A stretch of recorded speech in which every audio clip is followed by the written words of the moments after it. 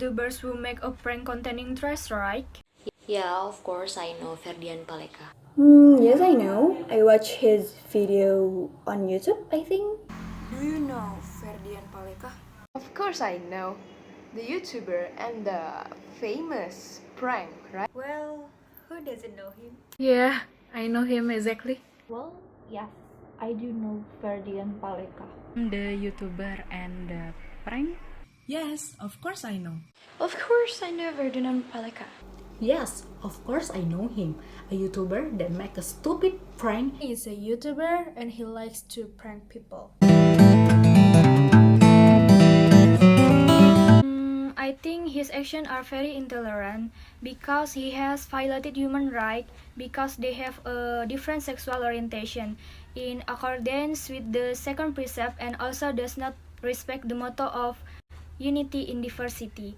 In my opinion, Ferdian Paleka did the most despicable thing.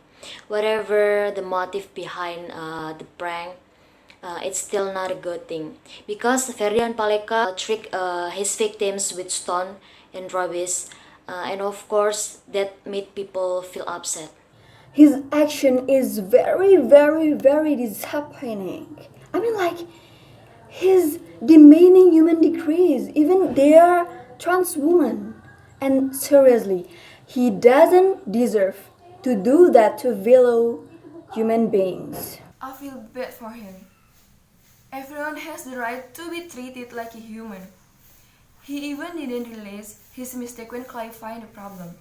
It means he doesn't understand, right?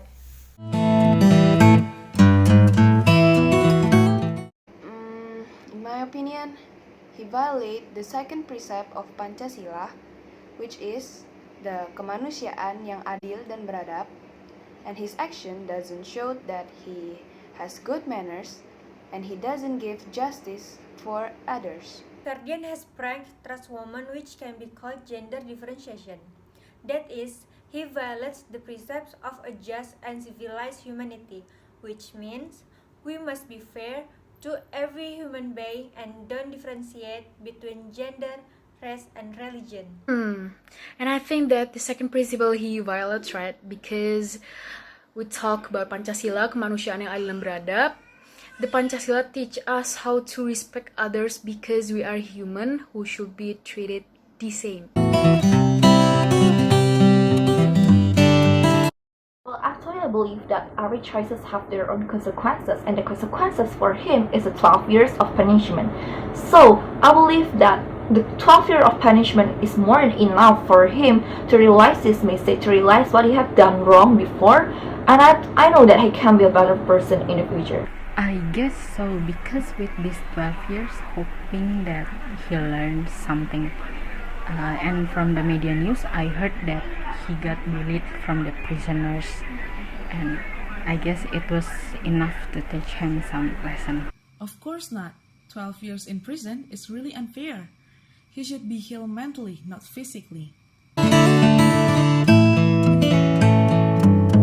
My opinion is instilling Pancasila on early is very important. Learning Pancasila by not only memorizing but must be understood and applied properly to the daily life, because if every individual has mastering the value of Pancasila on there, then is it impossible they can test or even do an awarded thing. In my opinion, applying the norms set by UUD. As example, respect each other. And you do not just learn about that. You can apply that in your daily activity.